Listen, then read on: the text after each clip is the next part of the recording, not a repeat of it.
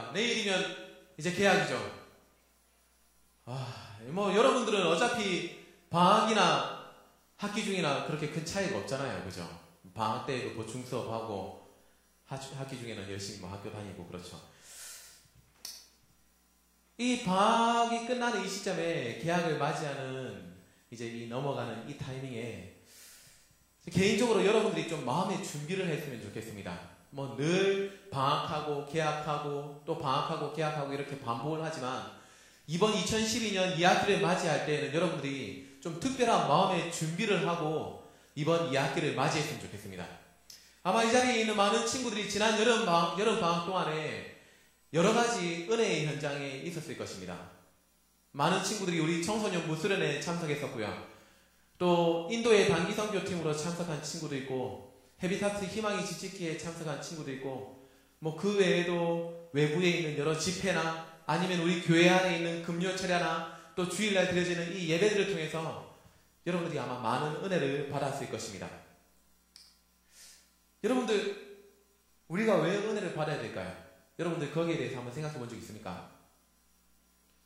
교회에서 늘 은혜를 받기 때문에 특별히 거기에 대해서 깊이 있게 생각해 본 적이 아마 없는 친구들이 좀 있을 겁니다. 우리가 은혜를 받아야 되는 것은 단순히 은혜를 받는 그 순간 우리가 정말 눈물을 흘리면서 기도할 때에 그 순간의 어떤 짜릿함, 카타르시스 아니면 뭔가 이 해소됐다라는 그런 기쁨 그것도 중요하지만 우리가 은혜를 받았으면 그것보다 더욱더 중요한 것은 그 이후의 삶입니다. 내가 은혜를 받았으면 그 은혜 받은 사람으로서 100배의 열매를 우리의 현실 가운데, 우리의 삶 가운데에 맺으면서 살아가야 된다는 것입니다. 그렇다면 다시 한번 물어보겠습니다. 여러분들은 지난 여름방학 동안에 여러 가지 모양으로의 은혜 자리에 있었을 것인데 그 은혜를 지금도 여러분들의 마음 가운데 품고 있습니까? 어쩌면은 여러분들 가운데 아직까지 그 은혜를 간직하고 있는 친구들도 있겠지만 거기에 비해서 수많은 친구들이 그 은혜를 어딘가에 흘려버리고 쏟아버리고 또 예전과 똑같은 삶으로 힘겨워하며 살아가는 친구들도 있을 것입니다. 어쩌면은 은혜를 이번 방학 가운데 한 번도 받아보지 못한 친구들도 있을 수 있습니다. 우리가 은혜를 쏟아버리게 될 때, 우리가 받았던 그 은혜들을 잃어버리게 될 때, 무엇 때문에 그렇게 은혜를 쏟게 될까요? 어떤 친구들은 전혀 예상치도 못했던 어떤 일, 문제가 갑자기 나에게 들이닥쳐서 넘어지는 친구들도 있을 것입니다.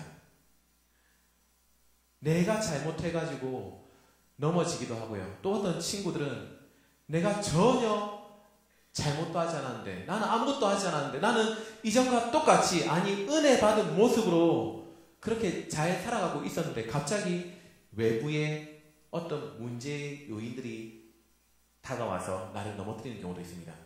때로는 그것이 나의 부모님이 될 수도 있고요. 나의 친구가 될 수도 있고요. 여러 가지 문제들이 여러분들의 삶 가운데 도사리고 있다는 것입니다. 어제는 제가 인터넷 기사를 검색해서 보다가 요즘에 초등학교 안에서 새로운 신종 놀이가 유행하고 있다는 것을 보게 되었습니다. 뭔지 압니까? 벌써 아는 친구들도 있네요. 티아라 놀이라고 얼마 전에 있었던 어떤 그룹의 그런 사건들을 빗대어가지고 이 아이들이 따라하는 놀이였습니다. 보니까 이 여러 명의 그룹들이 있는데 그 중에 한 명을 지정해서 왕따를 시키는 겁니다. 그리고 이 모든 친구들이 함께 이 그룹 채팅에 들어와가지고 그 왕따를 만든 그 친구를 향해서 온갖 욕설을 퍼붓고 심부름을 시키고 뭐 가방 배달시키고 빵 사오라고 뭐 그런 셔틀을 시키고 그런 행동들을 초등학생들이 한다는 것입니다.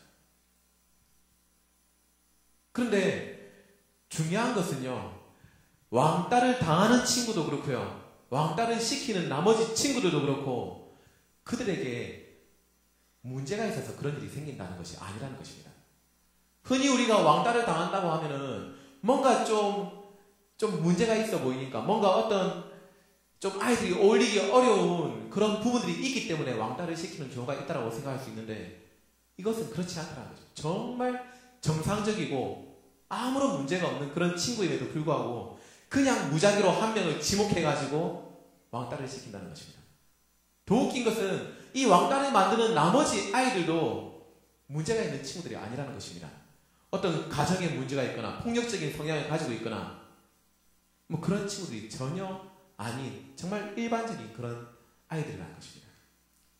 한 사람이 그 중에 한 명 초등학교 5학년 되는 한 아이에게 물어봤습니다. 니 왜 그렇게 그 친구에게 욕을 그렇게 하냐고, 왜 그렇게 왕따를 시키냐고 그렇게 물어보니까 이 아이가 하는 말이 뭐냐면은 재밌으니까요. 재미로 그렇게 말 그대로 티아라 놀이라는 것입니다. 놀이. 그래서 이 사람이 그게 한번 충격을 받아가지고 더 이렇게 물어봤다는 거예요. 진짜 그게 재밌어서 하는 거냐? 정말 네가 진심으로 그 친구가 싫어가지고 그렇게 하는 거냐? 계속 캐물으니까 나중에는 이 아이가 하는 말이 뭐냐면은 내가 그 아이에게 욕을 하지 않으면 다음 타깃이 자기가 된다는 거지. 눈물을 흘리면서 그렇게 되는 것이 무서워서 내가 왕따 당하는 게 싫어서 남들 할 때 나도 같이 어쩔 수 없이 해야 된다는 것입니다. 저는 그 인터넷 기사를 보면서 와 진짜 우리 이 사회가 도대체 얼마까지 이렇게 어느 때까지 타락해야 가는가에 대해서 진짜 생각을 해봤습니다. 어쩌면은 이 세상은 앞으로 갈수록 우리에게 더 많은 충격적인 소식들을 들려줄 것이고요. 그로 인해서 우리는 고통당하게 되고 힘들어할 수도 있다는 것입니다. 그리고 언제든지 이 자리에 앉아있는 여러분들 가운데 누구라도 그 인터넷 기사의 주인공이 나올 수 있다는 것입니다. 이것은 믿는 사람이건 믿지 않는 사람이건 누구도 피해갈 수 없는 이 구조적인 문제입니다. 우리가 전혀 예상하지 못했는데 나는 아무런 잘못도 하지 않았는데 이 사회적인 문제로 인해서 나의 주변의 환경의 문제로 인해서 멀쩡했던 내가 갑자기 넘어지고 무너지게 될 수 있다는 것입니다. 오늘 우리가 읽은 성경 말씀의 주인공이 요시야는 그러한 환경 가운데 살았던 인물이었습니다. 이 요시야라는 사람이 몇 살 때 왕이 됐을까요? 몇 살 때 왕이 됐을까요? 병호야. 병호 어디 가나? 병호가 모르네. 자, 걸겠습니다. 요시야 몇 살 때 왕 됐을까요? 손. 8살. 이름 뭐예요? 한나라 옆에 있는 친구 나중에 물어볼게요. 받으러 오세요. 다음 주에. 요시야는 8살 때 18도 아니고 8살 때 왕이 되었습니다. 유다에. 8살이면 지금 초등학교 1학년입니다. 이제 갓 유치원 졸업해가지고 구구단도 잘 못 외우는 그 초딩이 한 나라의 왕이 되었다는 것입니다. 요시야는 어떻게 이렇게 어릴 때 왕이 되어야만 했을까요? 네, 그만한 이유가 있었겠죠.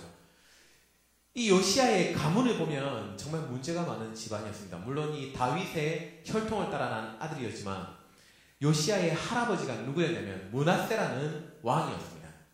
이 므낫세가 유다 땅의 왕으로 있었을 때 이 므낫세라는 사람은 악하기로 소문난 그런 왕이었습니다.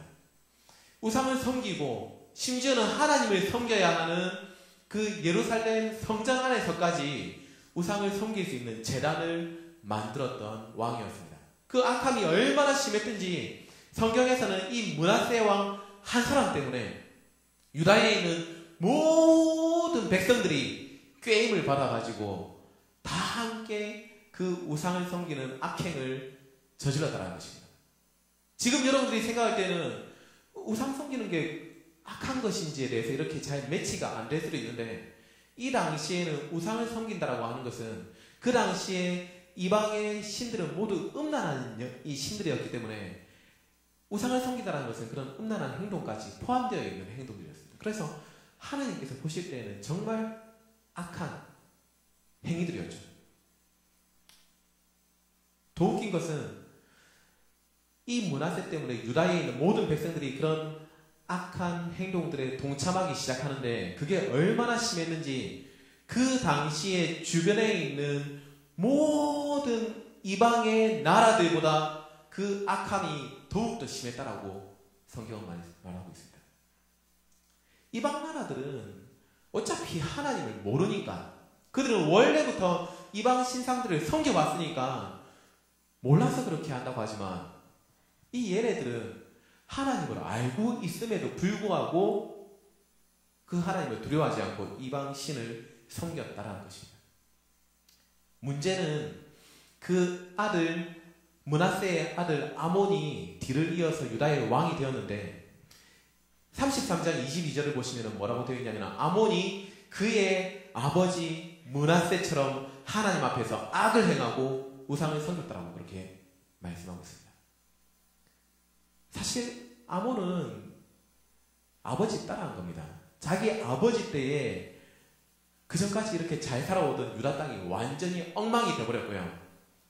아몬은 그냥 아버지가 그렇게 했었기 때문에 자기도 그대로 그 환경 가운데 살아간 죄밖에 없었습니다.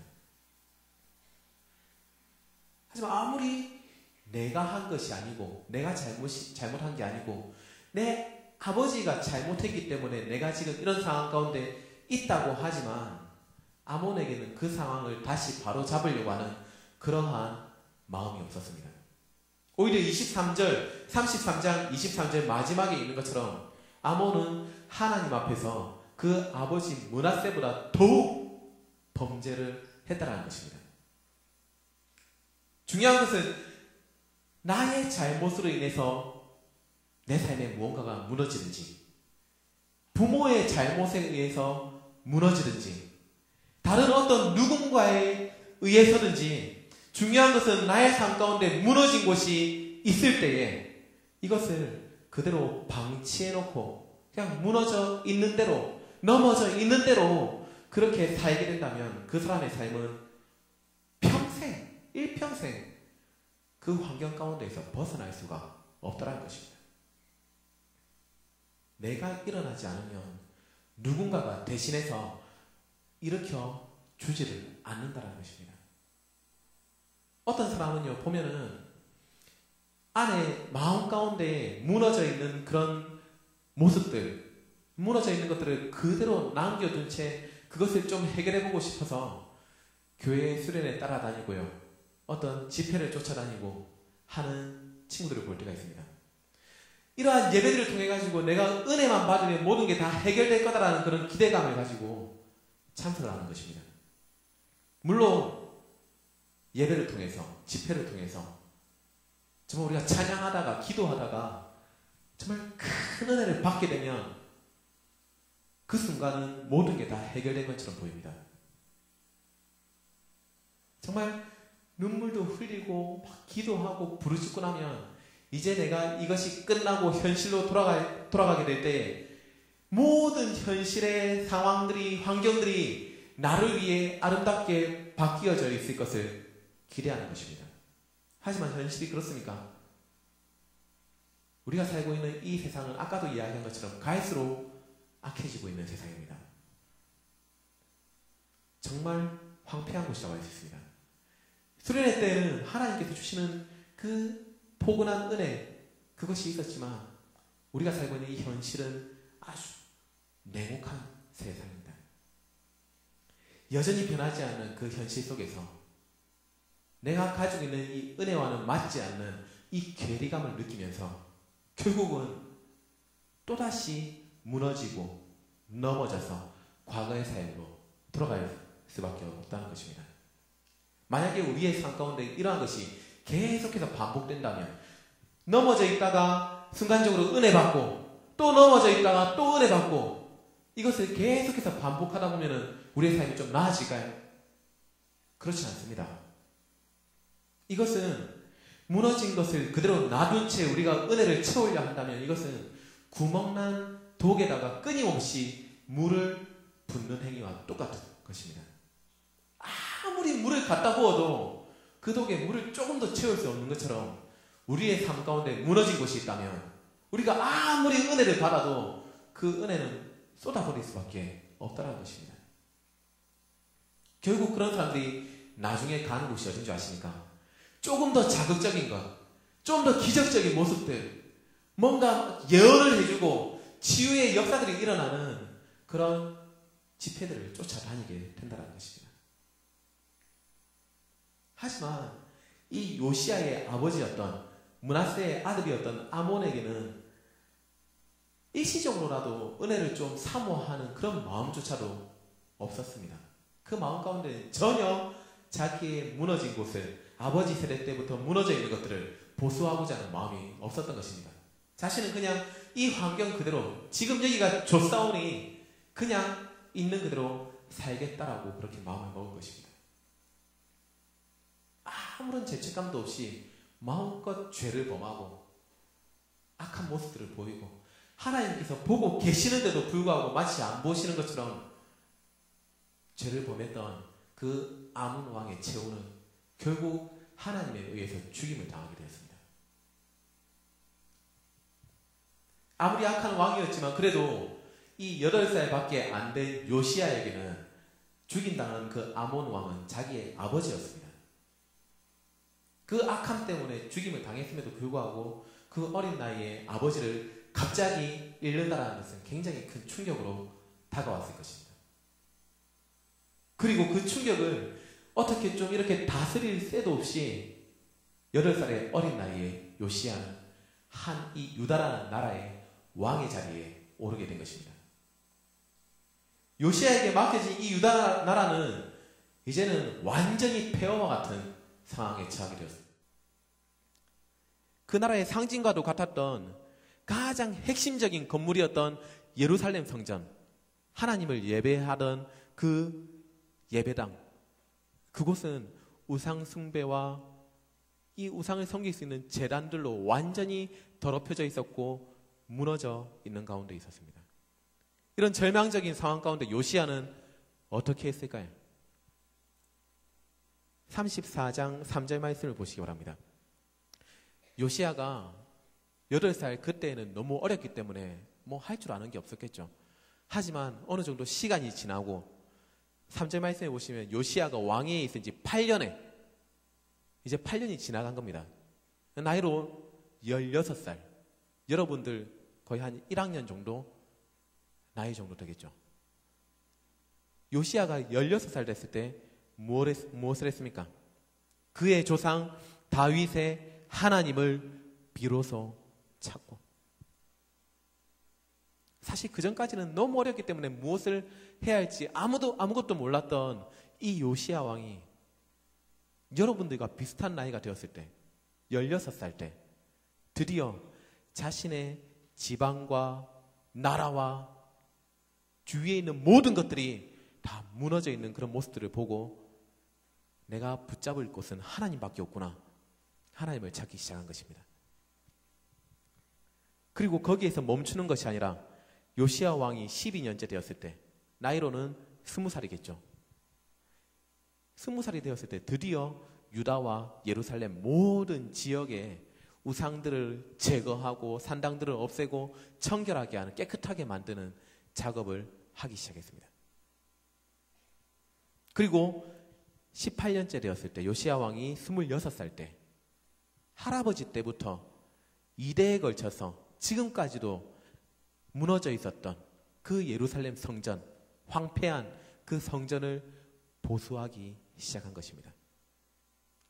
그때 성전을 보수하는 총책임을 맡았던 제사장이 한참 이 성전을 보수하고 공사하는 가운데 무언가 하나를 발견하게 되었습니다. 우리 고등부 예배 들어오다 보면은 입구에 헌금함이 있잖아요.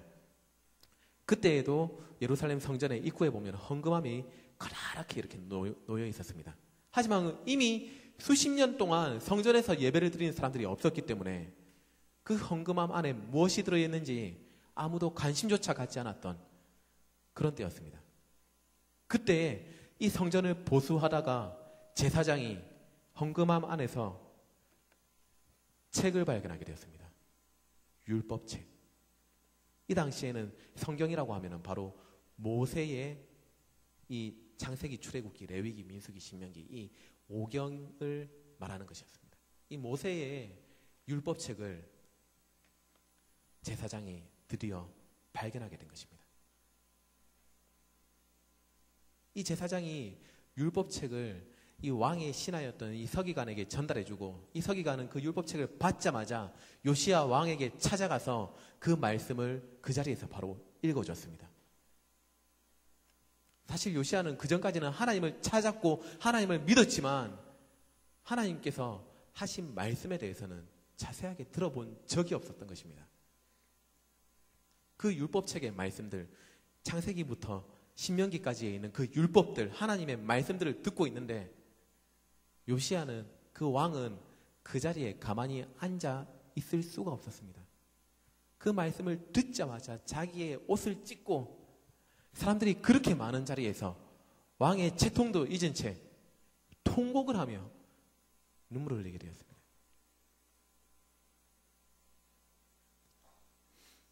이 율법책에는 여러분들이 이미 잘 아는 것처럼 하나님의 약속이 담겨 있습니다.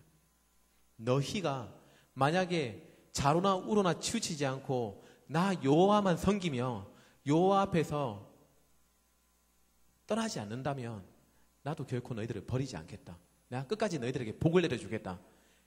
너희 민족을 창대케 해주겠다.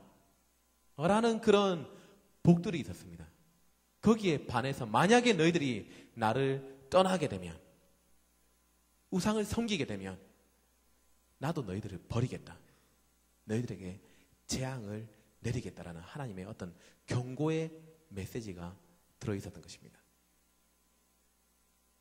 요시야는 그 말씀을 듣는데 이미 자신의 할아버지 때부터 유다 백성들이 하나님께서 경고하신 그 하지 말라라는 말씀 그대로 이미 범하고 살아왔던 것을 깨닫게 된 것입니다.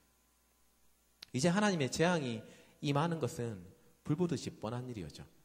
나름대로 열심히 개혁하면서 성전의 어떤 무너진 곳을 보수하고 영적으로 무너져 있는 것들을 보수하기 위해서 노력을 해왔는데 여전히 과거의 실수들에 대한 문제들이 자기가 잘못하지도 않았는데 자기 아버지 때문에, 자기 할아버지 때문에, 자기 이전에 살았던 그 유다의 백성들 때문에 우리가 재앙을 받을 것이라는 것이 그 사실을 깨닫게 된 것입니다. 그때 요시야가 어떻게 했을까요? 아마 마음이 약한 사람 같았으면 그냥 그 자리에서 주저앉았겠죠. 포기하고 이건 뭐 우리 집안의 환경이기 때문에 내가 어쩔 수 없어. 그냥 받아들이고 살았겠죠. 운명이라고 생각하고. 하지만 요시야는 거기에서 주저앉지 않았습니다. 수십 년 전부터 행해오던 유다 백성들의 그 잘못들을 바로잡기 위해서 모든 유다의 사람들을 예루살렘 성 안으로 다 모이게 했습니다. 그리고 어떻게 합니까? 우리 30절, 31절 말씀을 함께 보도록 하겠습니다. 역대하 34장 30절, 31절 말씀, 우리 자막 나올 건데 자막을 보시면서 함께 보도록 하겠습니다. 함께 읽겠습니다. 시작. 여호와의 전에 올라가매 유다 모든 사람과 예루살렘 주민들과 제사장들과 레위 사람들과 모든 백성이 노소를 막론하고 다 함께 앉으라. 왕이 여호와의 전 안에서 발견한 언약책의 모든 말씀을 읽어 무리의 귀에 들려주고 왕이 자기 처소에 서서 여호와 앞에서 언약을 세우되 마음을 다하고 목숨을 다하여 여호와를 순종하고 법도와 율례를 지켜 이 책에 기록된 언약의 말씀을 이루리라. 모든 유다 백성들에게 말씀, 자신이 들었던, 자신의 그 옷을 찢게 만들었던 그 율법책의 말씀을 읽어주고 너희가 지금이라도 마음을 다하고 목숨을 다해서 이 말씀대로 살아야 할 것을 요시야 왕은 선포를 했던 것입니다.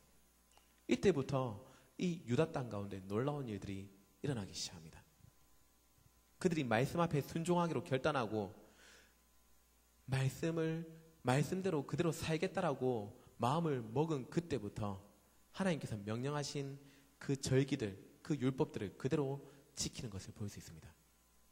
그 첫 절기가 바로 유월절 절기였는데 얼마나 전심으로 그 유월절 절기를 지켰는지 35장 18절 말씀을 보시면 선지자 사무엘 이후로, 사무엘이 살았던 그 시대는 다윗이 통치하던 그 시대였습니다. 이 이스라엘이 처음 나라로 세워졌던 그 사무엘 이후로 이스라엘 가운데서 유월절을 이와 같이 지켜진 적이 없었다라고 말할 정도로 온 백성들이 전심으로 기쁨으로 유월절 절기를 지키게 된 것입니다. 결국은 이 유다 땅이 지금 당장 그 하나님의 재앙을 받아서 멸망을 할 수밖에 없는 상황 가운데 놓여 있었지만 이 백성들이 그리고 요시야 왕이 말씀대로 살겠노라라고 순종하고 그 말씀대로 지켰기 때문에 그 재앙이 몇 대 뒤로 연장되어짐을 경험하게 되었습니다. 사랑하는 우리 고등부 여러분, 여러분들의 삶 가운데 어떤 어려움으로 인해서 어떤 무너져 있는 참 이 세우기 힘든 그런 부분들이 있습니까? 그 문제가 내가 잘못한 것도 아닌데 내가 버린 것도 아닌데 나의 부모님 때문에 우리 집안의 어떤 환경 때문에 내 주위에 있는 친구들 때문에 내가 아는 어떠한 사람 때문에 생겨난 문제로 인해서 주저앉아 있는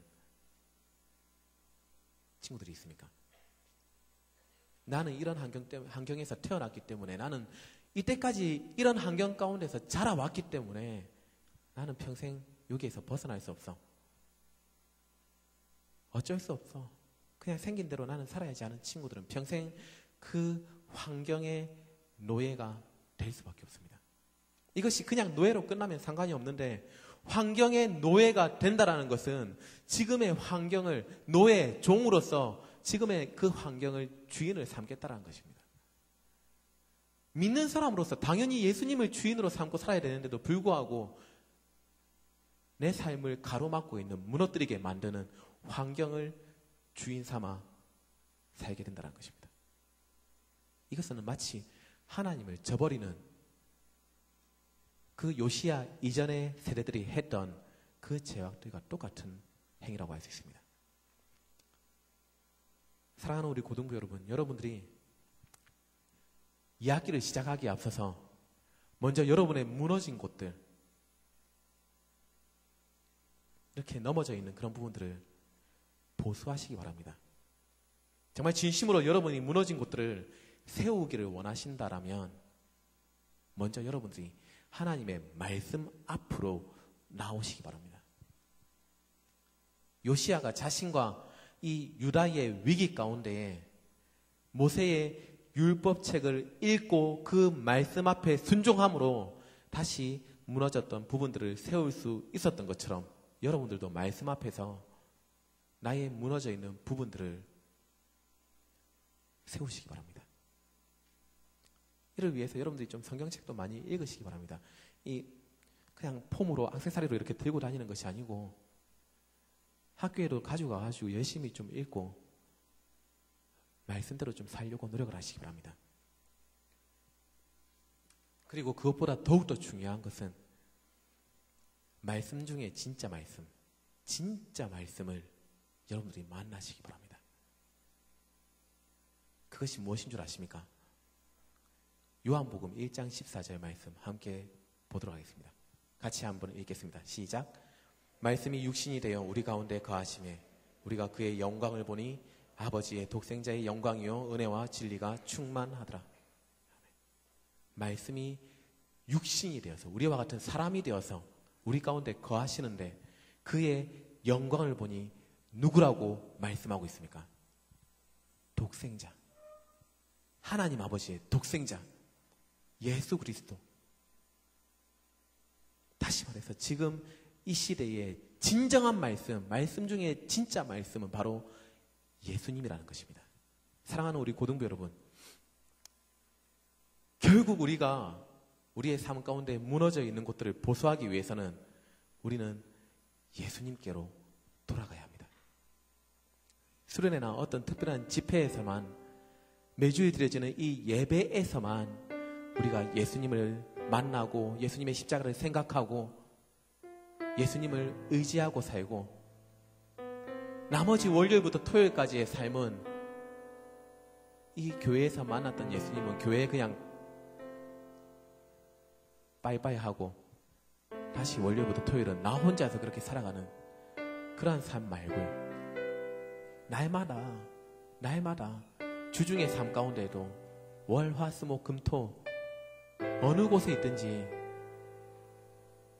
예수님의 그 십자가 앞에서 나의 무너져 있는 곳들을 세워나가는 작업들을 하시기를 바랍니다. 사랑하는 여러분, 넘어졌다면은 일어나십시오. 여러분들이 일어나시면 하나님께서 여러분들을 도와주십니다. 여러분들의 삶 가운데 무너져 있는 것들이 있다면 다시 바로 세우시길 바랍니다. 여러분의 환경에 여러분의 인생을 맡기지 마시고 진리의 말씀 되신 예수님께 여러분들의 삶을 맡기시기를 바랍니다. 여러분이 세우고자 하는 그런 마음만 있다면, 일어나고자 하는 그런 마음만 있다면 하나님께서 여러분들을 도와주실 줄로 믿습니다. 말씀 되신 예수님 앞에 날마다 여러분들의 마음을 찢고 말씀 되신 예수님 앞에서 평생을 순종하며 예수님의 뜻대로 살아가신 그러한 작정을 날마다 하며 살아가는 여러분들이 되시기를 주님의 이름으로 간절히 축원드립니다. 이 시간 함께 기도하기 원합니다.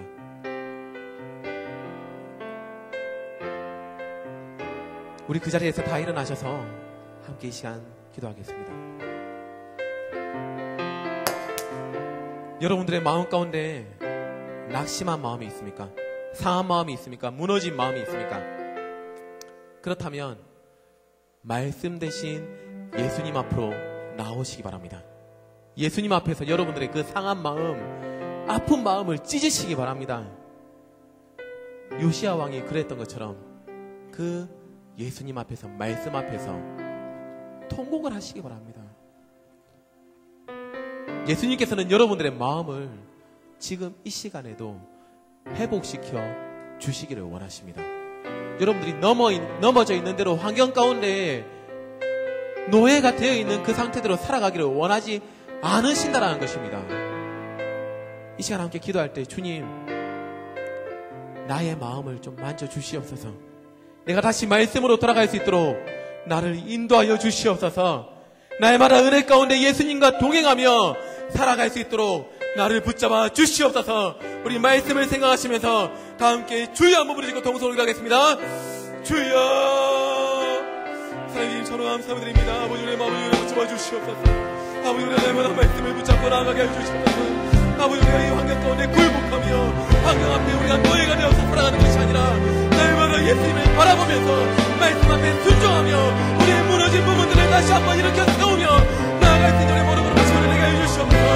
아버지 우리의 삶을 중에는 맞아주실 때 환경을 이겨나게 해주시고 환경을 넘어서게 해주시고 예수님과 날마다 동행함으로 우리의 주중의 삶 가운데로 날마다 예수님의 십자가를 붙잡고 나아갈 수 있는 우리 모든 것을 소리내게 해주시옵소서. 아버지 우리의 삶을 중에 붙잡아 주시옵소서. 이 시간 함께 찬양하기 원합니다. 이 시간 함께 찬양하기 원합니다. 사랑하셔서 오시었네.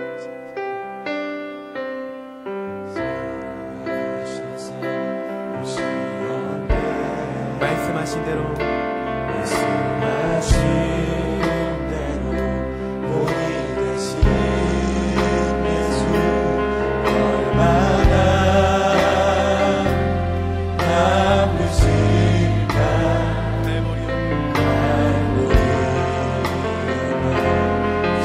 다시 한번 고백하겠습니다. 사랑하셔서 오시었네.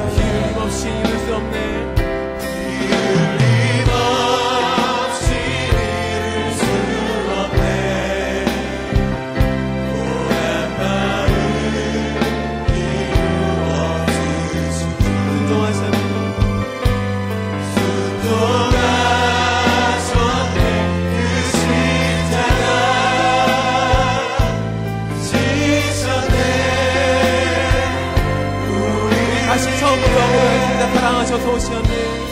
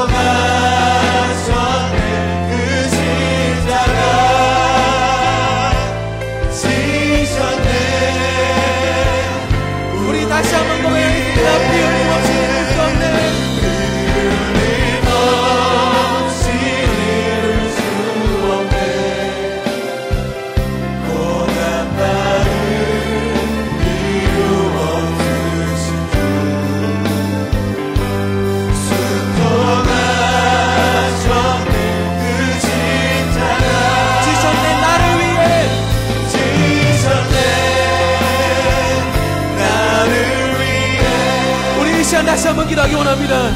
이 시간 기도하실 때 내일부터 시작하는 이 학기를 놓고 함께 기도하기 원합니다. 주님, 이번 이 학기 가운데 이 다른 학교와는 이전과는 차원이 다른 한 학기를 보내게 하여 주시옵소서. 교회에서 은혜 받고 학교에서도 받은 은혜대로 살아갈 수 있도록 함께 하여 주시옵소서. 날마다 말씀 대신 예수님과 함께하게 하여 주시옵소서. 이 시간 다 함께 주여 주여 세 번 보내지고 동서로 기도하겠습니다. 주여 주여 주여. 아버지, 우리의 삶을 여러분 도와주셔서 아버지, 내일부터 시작하는 예수 성령께 함께 해주시는 우리 해주셔서 아버지, 우리가 입으로 날 수 없소나 우리가 날마다 말씀을 붙잡고 예수님과 누려서 성령께 우리의 삶을 도와주셔서 아버지, 우리의 마음을 봐주시고 아버지, 이 정도는 저희가 매일마다 은혜가 없는 매일마다 말씀을 붙잡게 해주시고 매일마다 우리가 사는 것을 아버지, 오늘의 모습하며 나갈 수 있는 우리 모든 걸음을 진행해 주시고 아버지, 우리의 삶을 붙잡아주시고 아버지, 내 마음을 봐주시고 아버지, 내 마음을 은혜가 없는 살게 해주시고 어리만 은혜가 끝난 것이 아니라 내일부터 그 은혜대로 살아갈 수 있고 날마다 진행을 하면서 나갈 수 있고 우리가 늘 그렇지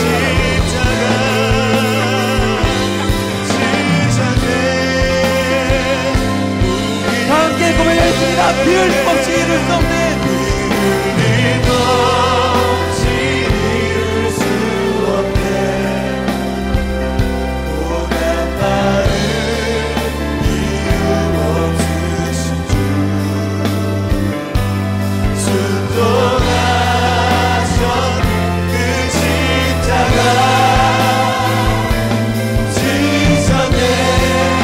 마지막으로 다시 한번 고백하겠습니다. 비을 없이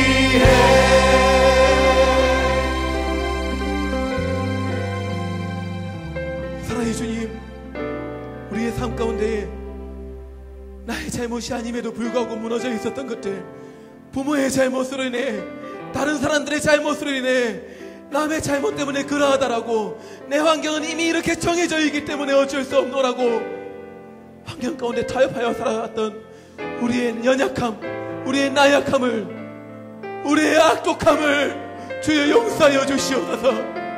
이제는 요시야 왕이 말씀 앞에서 순종하며 다시 자신의 삶을 바꾸고 무너진 것들을 세워나갔던 것처럼 말씀 대신 예수님 앞에서 우리의 삶에 무너져 있는 것들을 날마다 일으켜 세우며 살아가기를 간절히 소망합니다.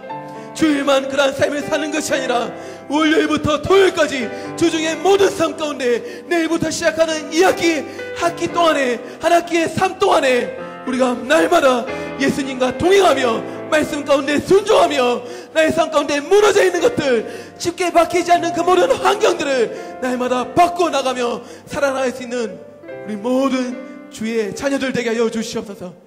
우리가 그렇게 다짐하며 살게 될 때에 주님께서 우리에게 승리를 허락하여 주실 줄로 믿습니다.